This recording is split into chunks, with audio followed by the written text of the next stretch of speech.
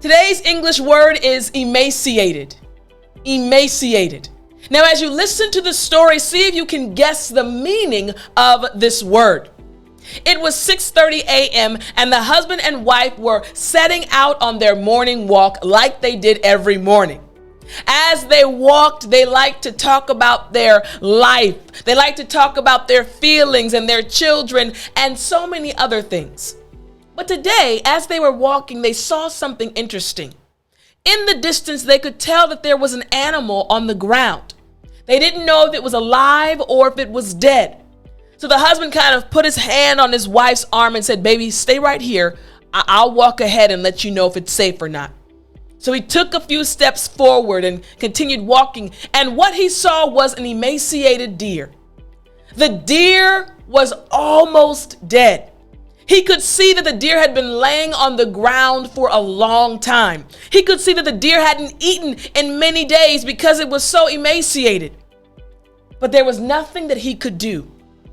And then all of a sudden, he looked up and saw tons of vultures circling around where he was standing. And he realized that the emaciated deer was about to be their lunch. So he stopped and he slowly walked backwards toward his wife. When he got to her, she said, "Baby, what was it?" He said, "So it was an emaciated deer. It's still a little bit alive, but I don't think it has long to live. Let's walk the other way." And his wife said, I agree.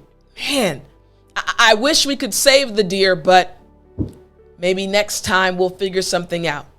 Vultures have to live too. It's the circle of life, I guess.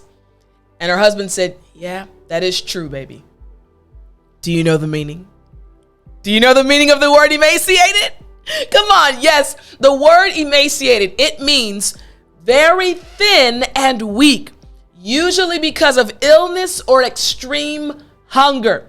Again, very thin and weak, usually because of illness or extreme hunger. Just like the deer that was about to die in the story, it was emaciated, very thin because it hadn't eaten in a long time.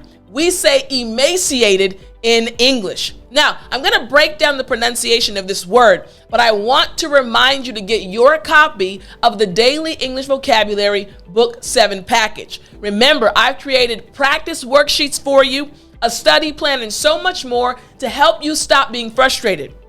You'll be able to not only learn what I'm teaching you, but use it in real life by practicing with the materials I prepared for you. So go to www.studywithtiffani.com to get yours now.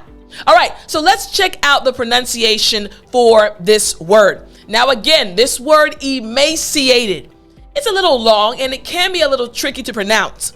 I do want to bring something to your attention. So there are actually two pronunciations of this word. You heard me say emaciated, right? There are some individuals that say emaciated, some from Britain and some from America. Both are correct, so don't worry, don't be confused. I am teaching you emaciated, but you might hear emaciated as well. So, going along with emaciated, what I want to do is just point out the last part of the word, the ED. Listen closely, emaciated. There's an id sound. So even though we have ed at the end of the word, it's not ed, it's emaciated. Emaciated. It kind of sounds like id at the end. Emaciated. And remember the D sound. So for the D sound, remember, you're going to be putting your, his nose in the picture I'm drawing. I have to fix his nose. You're going to put the tip of your tongue on the roof of your mouth, but you want to make sure in your throat there's the d sound coming out. So again, id. Excellent. So the entire word after me, emaciated. Excellent. Last time, emaciated. Great job. So now you know the pronunciation, you know the meaning of the word. Let me give you the example sentence. The dog appeared emaciated. I can change it. The deer from the story appeared emaciated. So, one more time the sentence. The dog appeared emaciated. Makes sense, right? All right, use this word at least one time today, and I'll talk to you next time. We're going to start a brand new series with 30 new words.